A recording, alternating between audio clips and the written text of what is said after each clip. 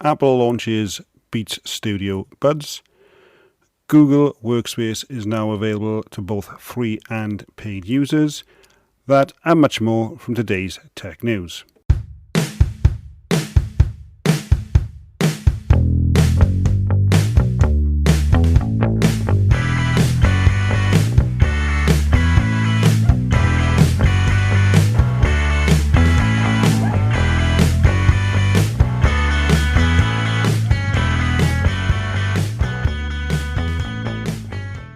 Apple has launched its Beats Studio Buds wireless earphones that offer active noise cancellation in extremely compact package.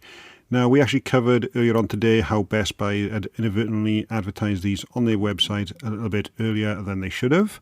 Now, following the company's previous attempts with the Beats Pro, the new products offer a small difference from its predecessor that brings it more in line with Apple's AirPods Pro.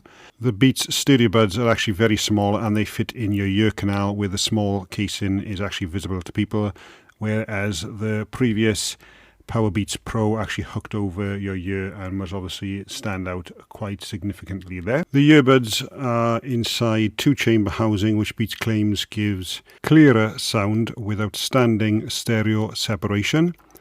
Like the AirPods Pro, the Studio Buds also include active noise cancellation and transparency, borrowing the technology from its Apple counterpart to allow users to hear environmental sounds.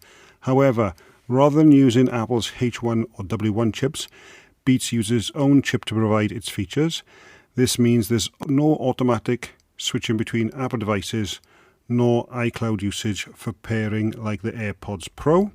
However, it does include one-touch pairing with Apple and Android devices, while elements such as built-in controls, battery levels, and firmware updates are built into iOS. Android users will be able to access the same features using the Beats app. Beats also uses USB-C charging, which can provide power to the Studio Beats when they are stowed away. And each bud can last for 8 hours of listening with active noise cancellation off, and 5 hours on between charges, with the case enabling a total of 24 hours of usage with active noise cancellation off, or 15 with it enabled while on the go. A fast charging capability is also offered, with an hour of playback provided after a 5-minute fast charge on there as well. Now, these are going to be actually available from June 24th and will be offered in red, white, black, and will retail at $149.99. And going on Apple's usual way of calculating it in the UK, it's probably going to be £149.99 as well. Apple has confirmed that the Season 2 premiere of The Morning Show starts on September the 17th on Apple TV+, and you can watch the trailer now. Now, we also covered the other day how C was coming back, so it's good to see that Apple are actually starting to release out these new episodes in time. Today's episode is sponsored by Mobile Nation. If you were looking to get your electronic devices repaired or password removed, including iCloud unlocking in the Houston, Texas area, then check out Mobile Nation Repair for friendly service and amazing prices. Call today on +1 281 830 3141. Apple Insider have actually covered how the original HomePod is now sold out at online Apple stores nationwide. Now, these have actually been discontinued for about 3 months on there, and we're able to still pick up the original ones from John Lewis here in the UK. So even though they're not available online, if you're still itching to get one of the original HomePods, check out your local stores. You may be able to find some of those. Obviously, if you want to go with the new HomePod minis, they are at a cheaper price, and from all intents and purposes, they are said to sound okay and decent for the size, but nothing compared to the original HomePod sizes there. Now, this next story is going to be filed under something I found actually interesting. 9to5Mac have actually covered how an app that was disguised as a Sudoku game was in their app store and actually climbed up in the charts. However, after a few seconds of being opened, it actually contained pirated movie and TV shows. Now, this is interesting because this has actually been going on for several years. We actually used to cover these apps back in the early days when we first launched, and since then, other people have come along and offered the same service. One of those is going to be Covert Apps, which you should actually check out on Twitter if you're interested in finding these applications. Now, like I say, I think the reason that 9 to 5 Mac have actually covered this is this because it actually rose up the store quite quickly. But like I say, there are currently in the App Store several apps that actually do this as well. Now, since that article actually went out, you can actually still find the application, but when you go in to download it on an iPhone, it was coming up that it wasn't available. We were able to test it on an iPad and it's still downloaded. However, it's probably been pulled by the time you hear this episode. Now, on to Google. Last month, Google announced that its hardware division would be opening a permanent retail location. Google Store Chelsea is now set to open this coming Thursday in New York City. This will be the first Google store that's located below the company's New York City headquarters, which is located on the 15th and 9th opposite Chelsea Market. The storefront makes use of the existing Google sign. Below it is a product of the second generation Nest Hub, Nest Audio, Pixel 5, Nest Thermostat, Pixel Bud A series, Chromecast with Google TV voice remote, Fitbit Sense and the Pixel 4a 5G. And as such, you'll be able to buy and experience the full range of made by Google products as well as accessories. Google touts demos that showcase how its products and services work together in a variety of immense ways. They will also do how-to workshops as well, with another big attraction is device support, which offers troubleshooting issues, fixing cracked Pixel screens or helping with installations. And 9 to 5 Google have actually got some images of the new store as well. Now, if you haven't used any Google devices, I can confirm that they do actually work really well together. I've got a Pixel 5 in the house, I've got some Pixel Buds, and I've also got some Nest Hubs and Nest Audio speakers around as well.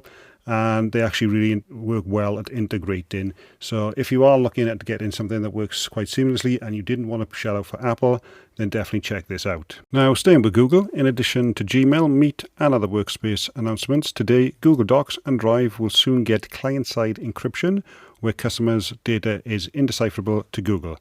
This will allow customers to directly control encryption keys, while end users are still able to take advantage of Google's native web-based collaboration, access content on mobile devices and share encrypted files externally.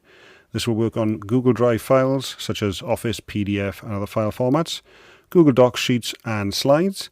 Google is also working with Flow, Crypt, FutureX or Virtue with enterprises which will be able to build and integrate their own in-house key encryption services.